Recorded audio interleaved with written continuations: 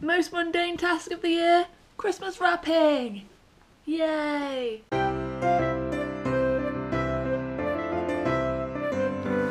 As you know, I suck at arts and crafts, but every year I used to watch my mum do wrapping up, whether it be birthdays or Christmas. I would sit and watch her wrap every present, apart from mine obviously. And that's why I am okay at wrapping, so this is going to go fine, hopefully.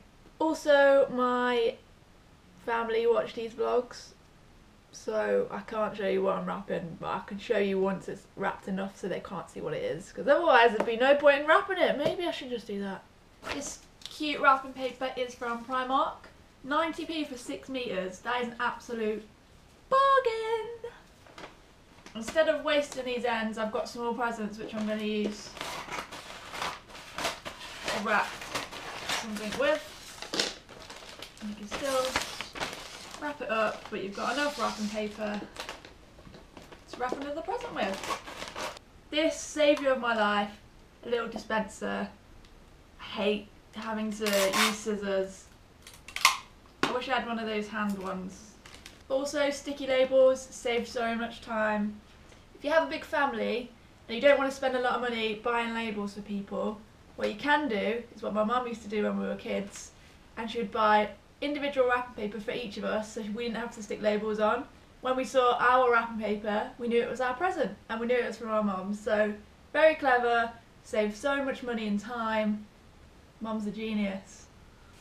And I'm still reusing this small wrapping paper, so do what I said, don't waste ends. You're always going to have small presents, even if it's a CD. If you've got small bits of paper and you can't like hold it in place and put the sellotape on at the same time, I normally fold the end down, fold it up like that, then do the next side, sellotape that up, it's easier, don't need two hands, and then you can do the same that way. Makes sense, right? I am full of wrapping genius tips. So many presents to wrap, I can't be bothered. Every year it seems I'm on more of a budget, and every year it seems I spend way more than that budget, and I have more things to wrap because our family just keep having children. I mean, it's great, but not when it comes to Christmas. My family is massive. Hi Aaron, this is a present for you. Payback for the Vlogmas vlog, eating sweets from strangers. If you haven't seen it, I'll put a link in the comments, but payback. I'm going to vlog him with this on Christmas. I've only done 4, can't be bothered. Some quick tips if you're thinking of buying clothes for Christmas.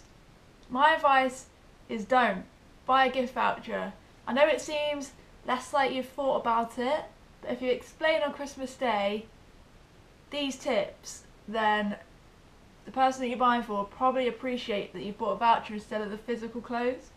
So I was watching Martin Lewis the other day, and he said, if you go into a store and you like a top, and there's some writing on the label next to it, say it's £50, but next to it it's got, someone's written on S25, so ignore the letter. The 25 means that it's probably going to be £25 in the sale on Boxing Day. So don't buy it for £50, give them a gift voucher for £50, they can go in on Boxing Day and they've got £25 extra to spend.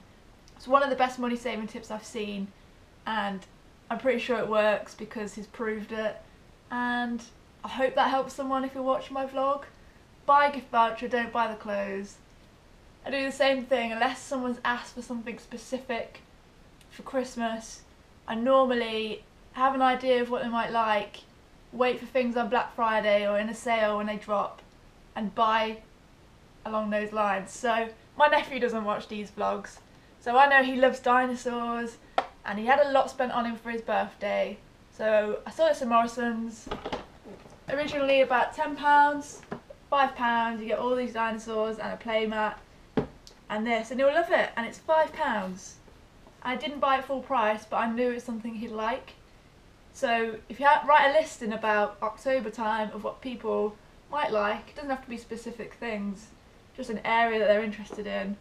Go into shops and look online, and you're probably going to find a bargain and either be able to buy them more, or if you're on a budget, buy them something that they'll like and they'll think it's worth a lot more.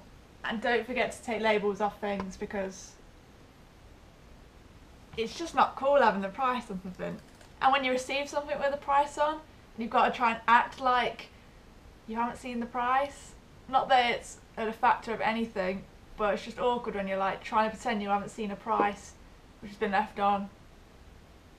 Yeah, I just find it really awkward. Sometimes people find it really difficult to buy people things for Christmas because they either don't know them very well, or they've just got everything. Like my dad, he has everything. Might be a little bit of a cop-out, but experience days on Groupons are so cheap. You can get them for about £5 up to hundreds of pounds. But if you know they like cars, buy them a driving experience for about 20 quid.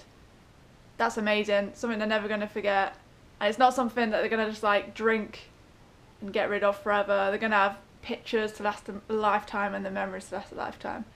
My mum's quite hard to buy for, in a sense that she doesn't tell you what she wants. She speaks in riddles a bit. I know she loved Harry Potter, and we always said we wanted to go to the studio tour. So I saved up the majority of my money so that we could both go. Paid for us to get down there first class. It's just something we'll never forget. And we got to experience it together. So experience days, amazing. As long as you know their topic of interest, which even if you ask someone in your family, they can help. Do that. Experience days. It doesn't have to be a physical item. Even if you give them a card on the day and a voucher to go and enjoy something, 100% they'd appreciate it. If an item's breakable, write it on there. People might be a bit more careful. Hopefully they're not going to drop it anyway, but this is a warning not to. And also you can write it this way up, just like you would in a normal parcel, because if someone has it the other way, you might end up breaking it. So I started about 10:30 and now it's 1:30, and 3 hours later, this is the present. There's some I'm not going to wrap, there's just no point. So they're not there obviously for obvious reasons.